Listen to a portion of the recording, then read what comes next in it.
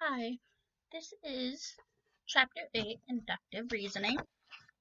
Um, it has a lot to do with how people think, and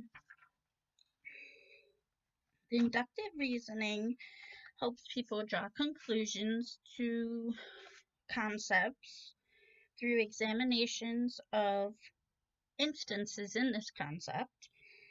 There are 6 different facets, which are can explain what they know, so kind of can give you the gist of what knowledge they might have, can interpret what they've learned, can apply their learning to novel situations, have perspective about the bigger picture and other points of view, can empathize by valuing other points of view, and have six having self knowledge by demonstrating mega cognitive awareness. It's all about getting a deeper learning towards this. Now, when you hear inductive reasoning, you think of a kind of thinking that involves making generalized thoughts, examinations, and analysis in particular examples, is commonly known with teaching the sciences and maths because those are really concept driven, or as I like to call it, a law driven type of thing. Um, the history of it, it's been around for a while. The first guy who started to touch bases on it was named Mr. Bacon, or Bacon was his last name, so I'm calling him Mr. Bacon. Um, he bought it around 1620 to 1855, and that was the start of the scientific inquiry process where you ask open-ended questions and do a little bit of the scientific stuff like experiments and stuff like that. Then in 1967, a guy named Taba, he grew on it by adding a little bit more, such as what we learned in Chapter 6, or what we will be learning from a presentation on Chapter 6. One thing that I know is all these next types of models all interact and interlink with each other, which is kind of interesting.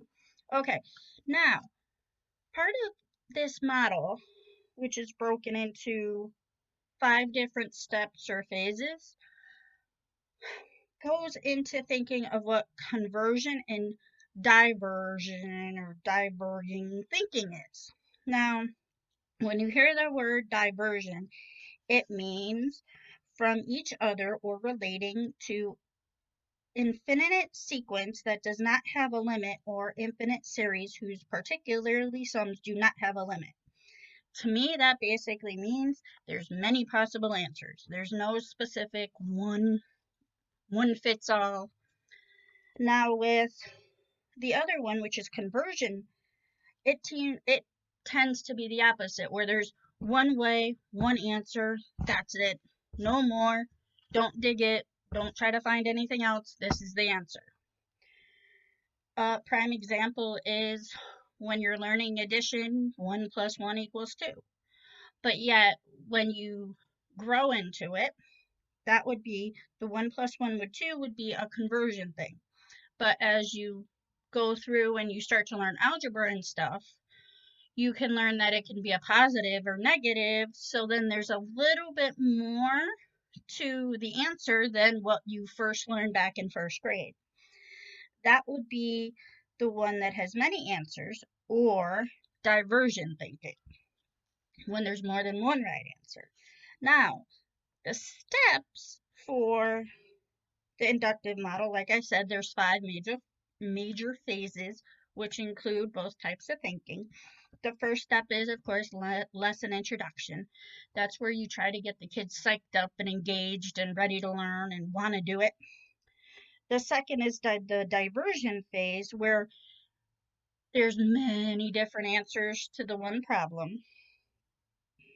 Then 3, you break it down so there's only one answer, the correct answer. And then 4, you get the closure and they start to explain how they got to it and know. And then the fifth is the application, or as I like to think, where the student knows so much they can teach their grandparents about this concept. Those are the 5 phases of the inductive model. Now, there's a nifty chart on page 190, figure 8.2, that gives you the 2 steps of the teacher and the student's role in each of these phases, which is a great reference. Monica will be covering the second half of the chapter, which starts with what does inductive modeling look like in a classroom. And I will hand it over to her right now. Thanks. All right, so this is 4 things to include in your planning when using the inductive model. The first is selecting and organizing access to resource materials. You want to include a variety that is going to enrich and support the learning of your students. The second is conducting assessment. You want to consider what your your formative, and your summative assessment are going to look like. And then the third is to develop divergent and convergent questions. Divergent questions are open-ended questions. This means that there are multiple answers to them. A convergent question is a closed question. So this means that there's only some specific answers, or even just one specific answer to that question. The fourth is to plan for closure and application. This means that you're making sure that implementation effectively meets your learning goals. You want to make sure that you hit that objective by the end of your lesson. So next we're going to be talking about differentiating. This means that you're meeting the needs of all your learners. And one of the ways that you do this with the inductive model is through a pre-assessment. It's going to really let you know where all of your learners are struggling and how you can best help them, whether that's through visual and auditory or kinesthetic. And then here's a couple questions that you're going to want to ask yourself while you're using this model that other models you might not hit. You're going to ask, are the materials relevant, and what kind of explanation will they need? So what are my students going to be asking about these materials? The next one is, are they in appropriate format? Are my students going to understand this? So this model provides materials that help students in every phase of the model, and it provides students options to express their learning. This is especially important with your bilingual students because they might not be able to write and speak in English as well as your other students.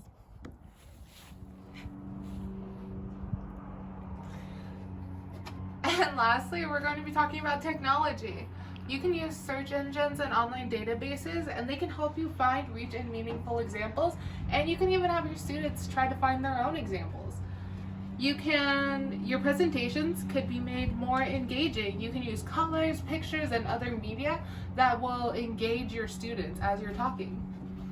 And students can use it to show their understanding through a video or a podcast. These are new and creative ways that you can use technology to your advantage in the classroom.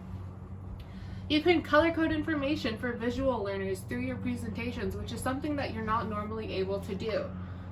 And the last one is that you can use audience response systems and survey/quiz tools. These keep your students engaged and also let you know where they stand on the information that you just presented.